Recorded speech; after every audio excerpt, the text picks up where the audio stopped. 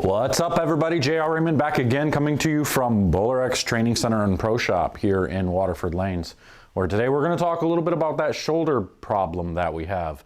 The pulling the ball down from the top, getting our left shoulder too involved, basically just using our upper body a little bit too much. So I'm going to show you, at least talk to you a little bit about why that's bad and what you can do to try to improve that motion. Stay tuned.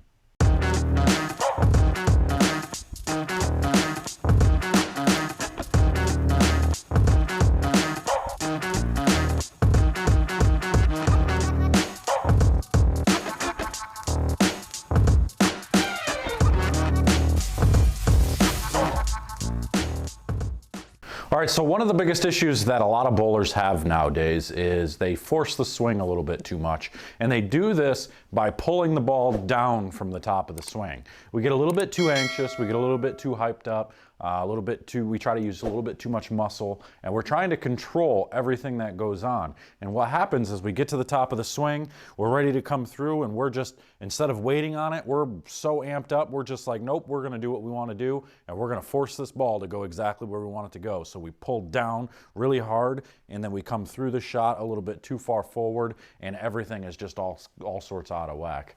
One of the major reasons why this happens is actually to do with the hand and the arm that doesn't even touch the bowling ball, or at least isn't even releasing the bowling ball, which is your left arm. The left arm actually it's like a leverage, it's like a lever for your right shoulder. As soon as this left shoulder starts to come back, if you go too far, it's now forcing this right shoulder to come forward. And if you do this too early, now your body notices that the ball is in motion forward already, so now you have to catch up. So now you have to pull it forward in order to get there. So a lot of people, I know a lot of teachers back in the day used to teach that, it was kind of like this motion. It was left and right. It was getting your left arm to go back while your right arm goes forward, which is all great as long as you're doing it in proper time. If you're doing it too early, you're in trouble. And if you're doing it too far, you're in even bigger trouble. So what we want to do is we want to focus on keeping this left shoulder up in front as long as possible. I'm okay with you going to the side and letting everything come here, but do not let this then collapse back too far.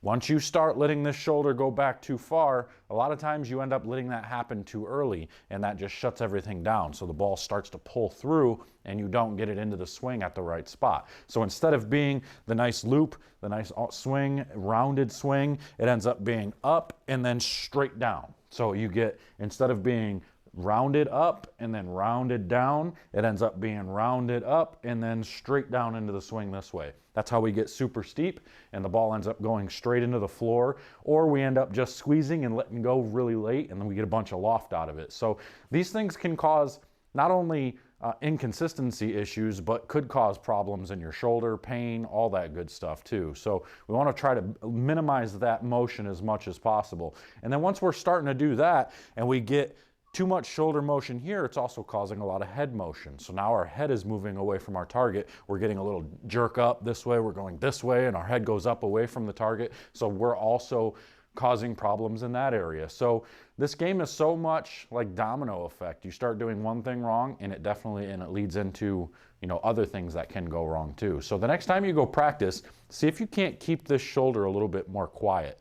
Put a 2-pound dumbbell in your hand, a 2-ball tote or something, just to keep this arm out in front of you, and see if you can't balance that a little bit better, of keeping it to the side, even a little bit more straightforward, not letting this shoulder do too much to influence the right shoulder, so that way you can come into that flat spot and get the ball to just roll from the top all the way down and be able to roll it through the lane rather than throwing it down lane or chucking it down lane, whichever way you prefer. So hope this helps. Go practice it. Let me know what you think. Let me know how it works for you. If it helps fix some things for you, great. If not, maybe work a little bit harder, or we'll try to come up with something to help you a little bit more. So until next time, I'm out of here. Make sure to subscribe, comment, do all that good stuff. And until next time, we'll see you guys later.